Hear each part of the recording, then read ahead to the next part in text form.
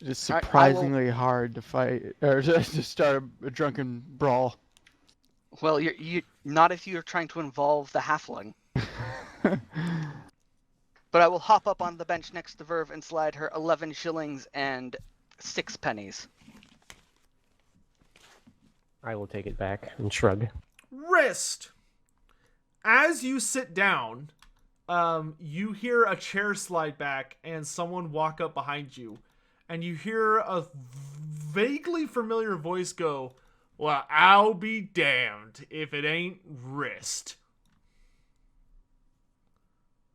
I will cautiously turn around and gaze my doom in the face.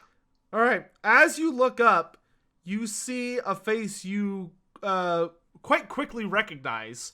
A man by the name of Grosslich, who was more affectionately, with quotations there, known as Slime Grosslich, who is a member of the Reichway Eels, a particularly nasty group back from your original hometown who you had some unfriendly business with near the end. Sorry, was that the Reich Witch Eels? Reichway, like Reichway. the river. The Reichway Eels. He looks down at you and grins, and he says, "I thought I heard that you had been hanged already." Oh, now, Grosswitch, you know that I wouldn't have ended up hanging. I would have been knifed in some back alley. Couldn't have gotten a proper hanging done. He chuckles, shaking his head, says, "I'm amazed you managed to get out of Bogenhofen, to be honest. They were looking for you, Wrist." Oh, I'm surprised to see you here too. What brings you all the way out of the pits there, Grosswitch? He grins and says, "Well, sort of like you, I had a run-in with the family. That being said, there is a pretty penny for information on your little head." Oh, well, when they're taking off me toenails, I'll remember to scream your name really loud. He chuckles and says, Now, I've always been particularly fond of you and your family's recipes. I'm sure I could be persuaded to go along my way." I look at Wrist. Yeah, how close are we in relation to Wrist? Oh, I'm he's sitting next to you. yeah, Okay, he's yeah. not being particularly quiet. I mean, Oh, I Slime. can persuade him, Wrist. So, Slime, here, have a seat, and I'll pat down next to me opposite of Verve. He smiles a very gross black-toothed smile and sits and leans back in the chair. He seems very comfortable. Almost too comfortable. Alright, so, Sotek, a bribery roll is you make the roll, and if I succeed, I know whether or not he would accept a bribe. Uh-huh. Correct? And then that determines how much I would know of how much I think he would take. Sure. And if you want, you can roll a you can roll me like a flat intelligence check to kind of search your memory for any particular notes about this individual, because you do know him, but it's a pretty vague no. Keep in mind you are tired. Oh, I know this guy. Oh, okay. Yeah, you remember Grosslich pretty well. He is who he says he is. He is a member of the Reichway Eels, but he was rather notoriously fond of you halflings, in that he would kind of break the rules a little bit to let y'all get away with stuff from time to time. And you have a strong feeling that whoever it was that put out word on you probably is not a friend of his. But you also know that he has a notorious addiction to gambling, especially when it comes to a game of dominoes, which is another avenue you can try and pursue if you'd like. Or you could just try and pay him off. He's very easy to bribe.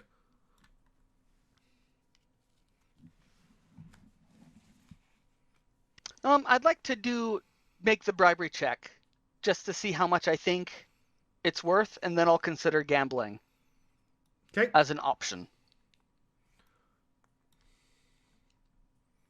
You're not sure if he would actually stick to his word or if he'd just take your money and backstab you anyway. You know what? It's true that it's hard keeping your mouth shut. In fact, my first job after getting out of Bogenhofen was a job to keep my mouth shut. So I think it's worthwhile. Let's have a little game, eh, Gross? He grins and says, "Oh, you know the sweet tunes to my heart, Riss." And he immediately produces a set of dominoes, which very curiously to you, Vervin Vertstad, you can tell that his dominoes are actually immaculately well taken care of and seem to be very high quality, while the rest of him is just disgusting. Seems to be the only thing in his life that he values. Can I do a perception check on these dominoes to see if they might be, like, weighted in any particular way or anything like that? You can, yeah. With my acute sense sight. You could try. They seem normal, as far as you can tell. Okay. All right.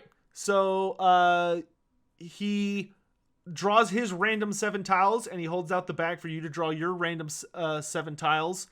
And, you two will play off. So to play, each player makes a plus 20 gambling check. On a draw, you compare the units roll, which is the single digit, and whoever has the lowest unit roll wins. So you get plus 20 to your gamble, and so does he.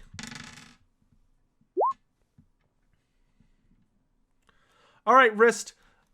He places down the first domino, and you place yours, and you begin trading off, and very quickly and efficiently, you annihilate him at this game of dominoes to an absurd degree. It almost is like a novice playing a grandmaster levels of difference.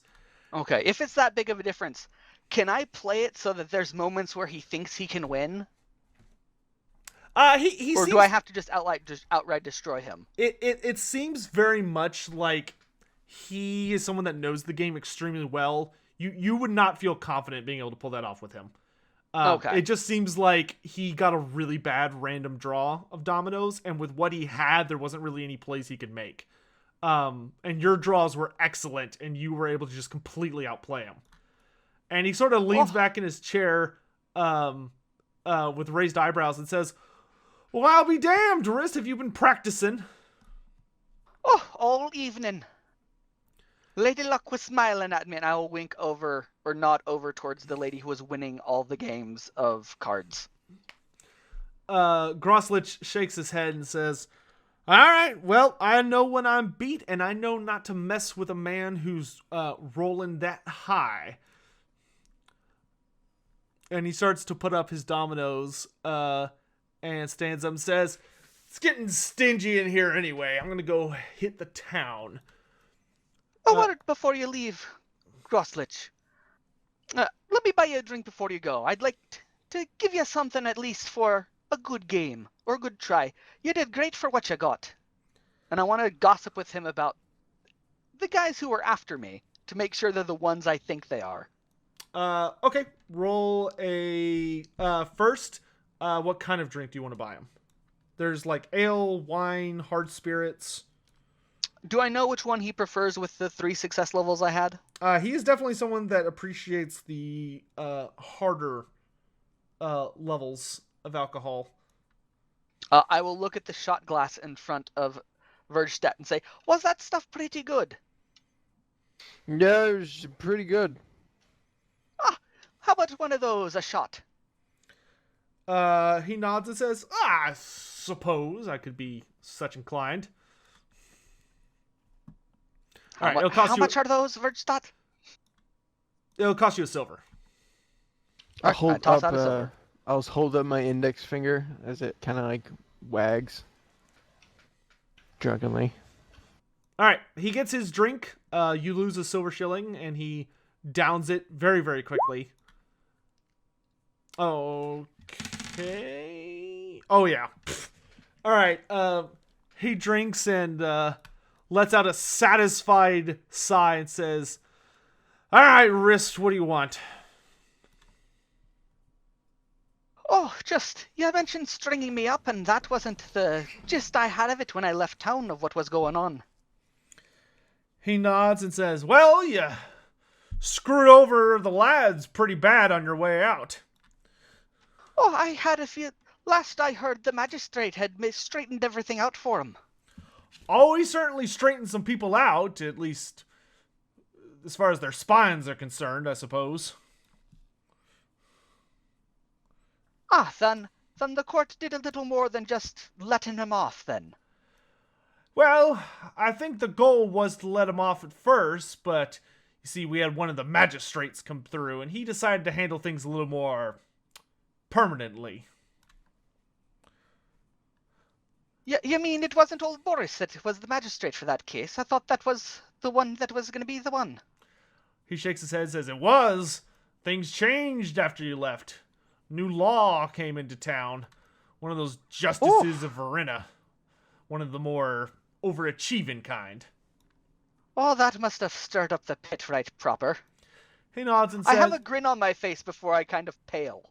He leans back laughing and nods and says, "Why do you think I'm all the way up here?" Things got all stirred up. Things started getting violent again. People bringing up old grudges. Things got shifted because all the bosses were gone, so there was new management. Oh, well, that's all right. Awful thing. I nudge Verve. So it looks like some of those lads who gave you trouble got caught up on the wrong side of the law. Was the nudge supposed to mean something? Yeah, that's how we met.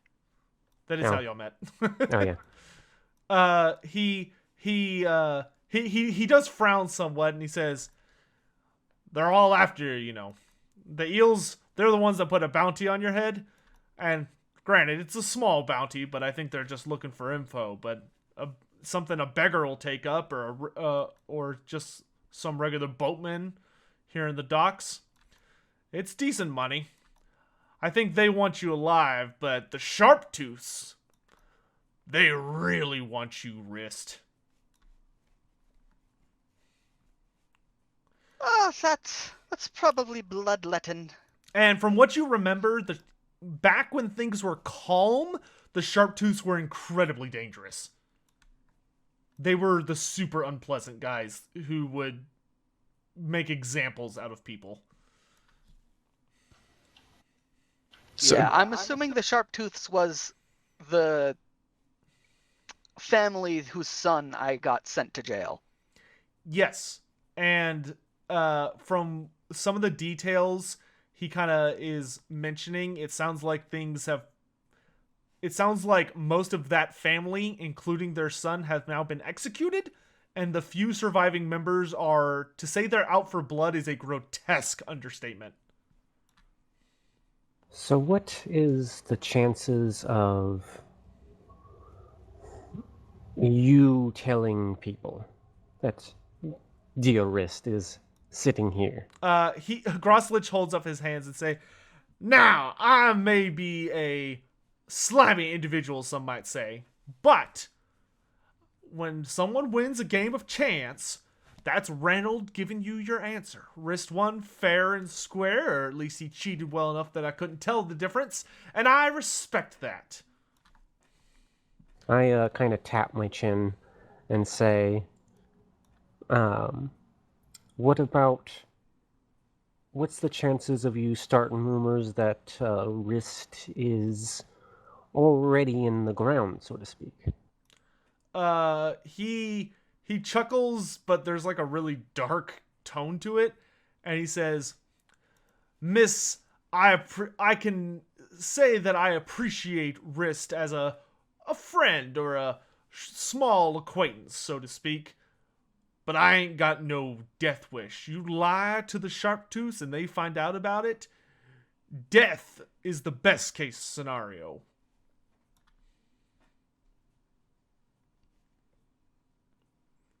So, after being quiet for a minute, I'll turn to him.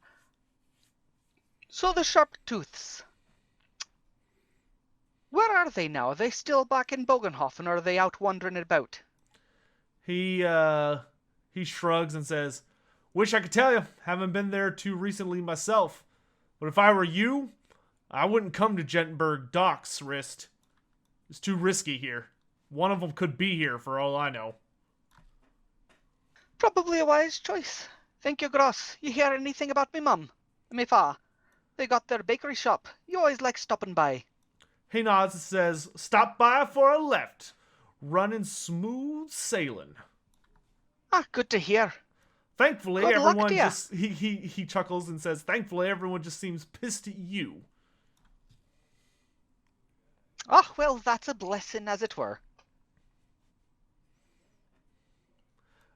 He kind of looks at the other two across the table and down at Wrist and says, "Hope you're getting yourself some mighty good friends, Wrist. You're gonna need them sooner or later." That's what I'm hoping I've done. I will look to my friends. Do you want a round of drinks? Yes, Actually, please. I will look at Vergstadt. I'll give you yours 3 days from now when you've sobered up. He'll start counting the days on his hands, and then be like, never mind. Think about it, Verstat. At least you have something to look forward to. Groslich stands up and says, "That reminds me, I wanted to, I guess I'll pass on a word of warning." He looks around conspiratorially and leans forward and says, "I take it you're not staying in town based on what I just told you. Whatever you do, just don't go up to them there mountains. You hear me?" Heard there was some bad stuff coming down from there. He nods and says, "Oh, there's bad stuff coming down from there, but there's bad stuff going up there, too. Been some kind of weirdo running around wearing all black. Everybody that runs in, everywhere that man goes, death follows. And I mean everywhere." So he's just wearing black, then. That should narrow it down. He shrugs and says, Well, you have to look for the madman. He shrugs and says, "Not just black. Some are saying that he's the avatar of Moore himself because he's got a skull for a face." Oh, next you'll tell me he's got big antlers like Tall and a big mighty warhammer. He laughs and says, "Antlers and warhammers? Talking nonsense." You get out of here. And I'll playfully gesture him away. Yeah, he nods and says, he turns to leave and says, "If I were you, I'd follow river up north till you hit the next town and just keep sailing. Maybe you'll find some safety in Mindenheim." Take your word to the morning and head up there in a few days. He nods and says, "Ranald be with you, Ritzt." Let him look over your purse as well. And he departs. Oh, so by the way, lads, I will turn to Vergstadt and Verve. There's witch hunters coming down here, so we should probably leave soonish. There's what? Oh, nothing. Just rest your head a bit, Vergstadt. No, you said something about witch hunters? Yeah. That'd be the ticket.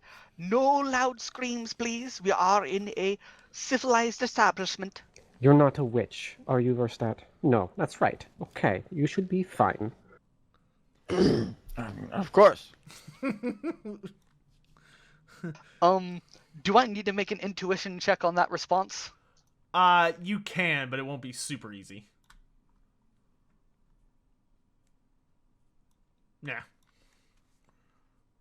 He's got these papers. Even witch hunters make you nervous. Yeah, I don't think they really care if you're a proper wizard or not, if they get their things in their knickers in a twist, as it were. Besides, I hear they're riled up because of the von Brunner family got one of theirs murdered. I see. And with the nobles howling in his ears, I'm sure he'll pick someone to hang, or torch, or drown. You know, the biggest buzzkill for wizard is a witch hunter. But now that the buzz is killed, what are we doing? I think we need to get you some rest. It is getting late. I'll think a nice rest, and then maybe I have some books to go through in the library. Maybe one of you could help me read them. Well, if not, I can always hire I a will kind of scribe. snort. Verstappen will laugh and say, I thought you got kicked out of the library. Oh, I didn't. I was a saint. That's right, Verve. I don't recall. Oh, that's right. You had left. But yes, me and the head dwarf, we're great mates. I think. As much as you can be with a dwarf. Huh. I see. But yep, let's get out of the docks before anyone untoward approaches me. I will nod and stand up and wait for Verstat to stand up to see how his legs are. How are my legs as I stand up? You're okay. Just don't do any running or jumping. As I stand up, I stick an arm out to steady myself on Verve and say, I'm fine. Just, a minute of wobbliness. I'm fine. Oh, good. I'd At lend least- you a shoulder, but I think it'd trip you. He could probably put his hand on your head. He'd be about the right height. I ain't some 3-year-old child, That'll make Verstat giggle. and I've seen what comes out of his hands. And getting that near me hair. I make big whooshing noises of fire. Find us a path home, Wrist. Alright, off we go.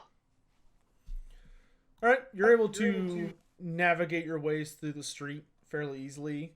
However, you do notice that while you're coming out of the docks, you see a man who has a cage somehow locked around his head, though he can see through the bars. He's got manacles around his wrists, and he's wearing what would be very respectfully described as a glorified potato sack.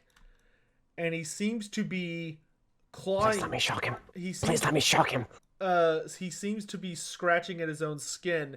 And as the three of you, you kind of alter your path a little bit to avoid him. But he sees the three of you and his eyes go wide and he says, "The dead are coming! The dead are coming!"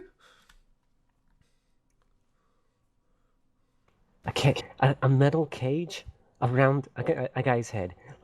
This is like made for me. This is so much electricity drawing to the right spot of a person's body. Oh, of course they are. Calm down. I say, trying to calm him down and making things worse. Hold on. That's probably making things worse. Let me roll his... As you make the very foolish decision to respond to this crazed individual, he starts running at you, holding out his hands, and says, "You don't believe me? They're here! They're coming! I've seen them!" And he starts approaching you very quickly. But I thought they were out in the woods eating people. I say, backing away frantically. Are you trying to use that as a defense? Because... I'm trying to misdirect. Roll a... I will Roll another kind charm of... check.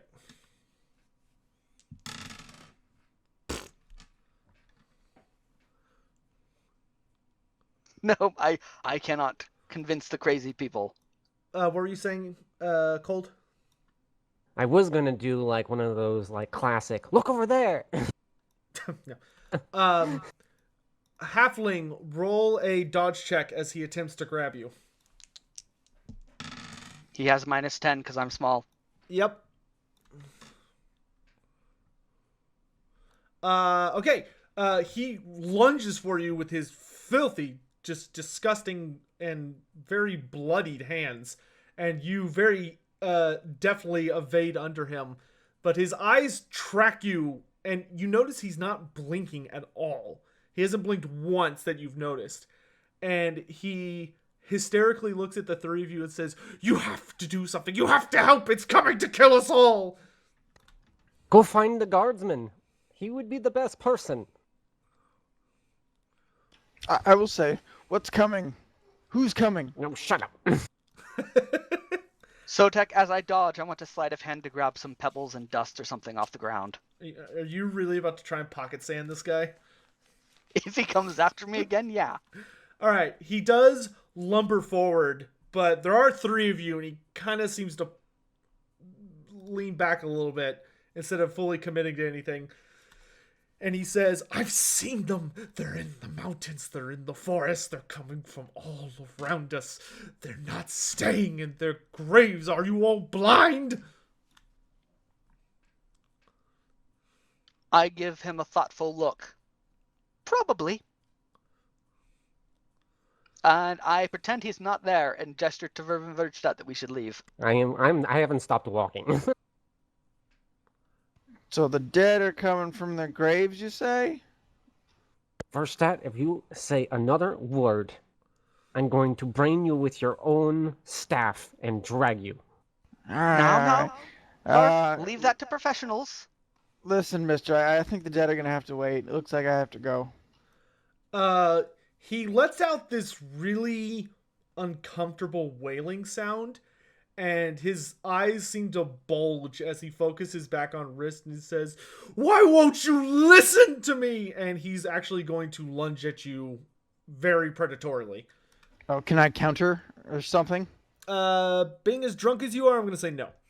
Damn. Alright, I'm going to dodge first, because I don't want him to grab me. You're going to And attempt then to I want to dodge, throw sure. sand in his eyes.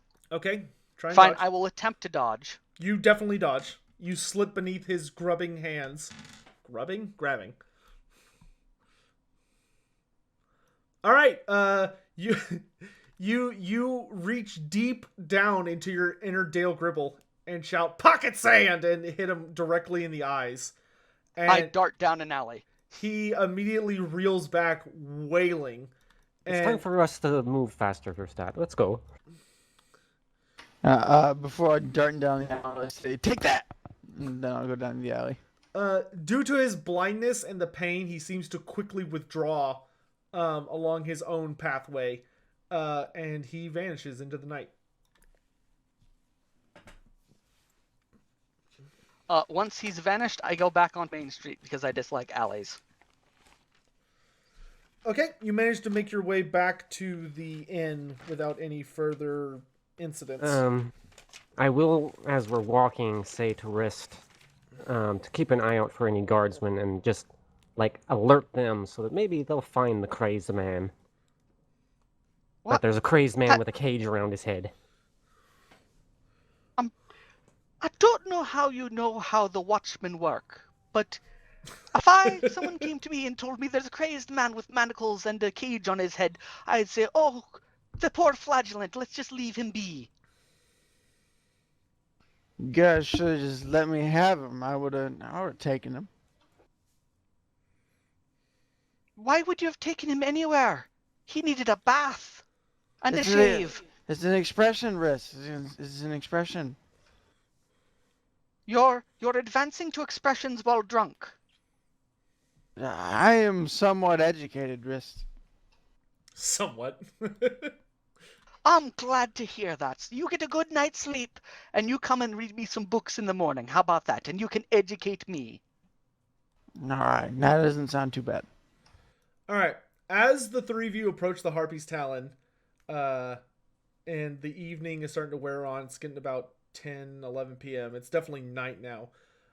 You do see a squat figure standing outside, and you almost mistake it for a small statue at first, until you get close enough to realize that it is a very, very immaculately and heavily armored dwarf wearing a peculiar anvil-themed helmet with horns coming out of either side, with a long white beard, notable, which is braided into many golden and bronze plates, and he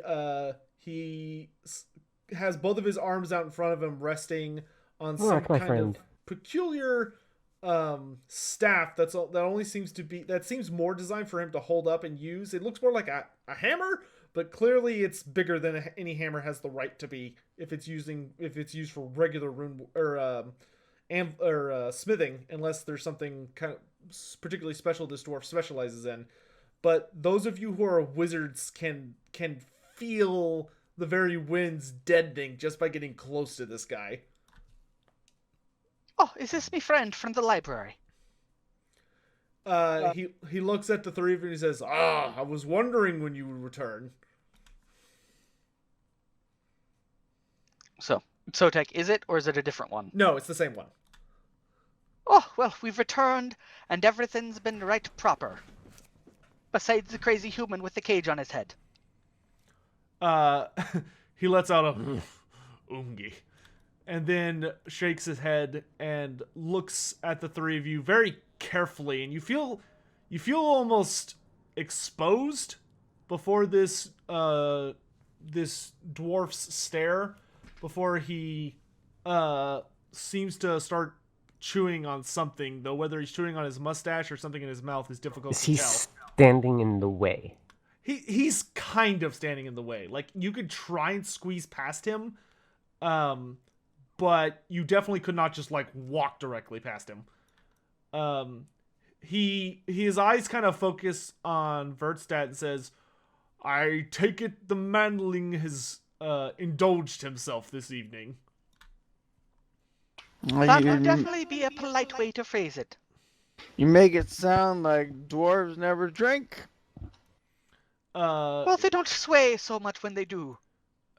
He smirks and says, many beardlings can't handle proper ale. In any event, I wish to speak with you. He kind of looks at the halfling, but just mainly focuses his eyes on Verv and Vertstadt and says, you two, in the morning, once you're properly recovered. What makes you think that I have any words for you? He scowls somewhat and says, need I remind you you're a guest in these lands, Elgi? Well, last I checked, this is a human city. He nods and says, It's not Aye. a dwarf district. with dwarven contracts and built by dwarven hands. I know my rights well here, and they're far beyond yours. This is a polite invitation, but if you push me, then there are more pointed measures we can take. Talking to you sounds perfectly reasonable in the morning tomorrow. Verf, for me, could you go and talk with the dwarf? I think he's pretty scary and may bash my head in if I show up without you. He raises his eyebrow at you and says, he says, you insult my hammer, Master Halfling. I would not spill the brains of something so... Well, let's just say I wouldn't really consider it a practical use of my efforts. Oh, Sir Dwarf, I never said you would need a hammer to do that. I will look at his big meaty fists. He chuckles, but his demeanor immediately shifts to ice cold when he focuses on Verve again. And he says, I will be back in the morning to speak with the two of you. And he promptly lifts up his large hammer and stoically strides off into the night without looking back. Alright. Wrist, would, You don't have to if you don't want to. We can leave before morning. Wrist, would you see Verstadt to his room, please? No, hold on. Before you take me to my room, I had a weird dream last night that I think you two should hear about. So I roll my eyes. What is it? Hold on. You like this story? So I was in a lake, right? I was just floating in the lake, It was great. But then all of a sudden, the water, it became tainted or something. It turned from blue to red. And then that's when I woke up. But it's a little spooky. So enlightening, Verstadt. Please go to bed. Okay. How was that a good dream? There wasn't any food. Even the water was bad. It was an interesting dream, Wrist. I should correct myself. Oh, okay. Here, let's just... Your bed's this way in case you forgot. But the water, it turned from blue to red. Ah, trick of the light. Haven't you ever seen a lake on sunset when the sun's shining off of it? It can look really red. Yeah, that's true.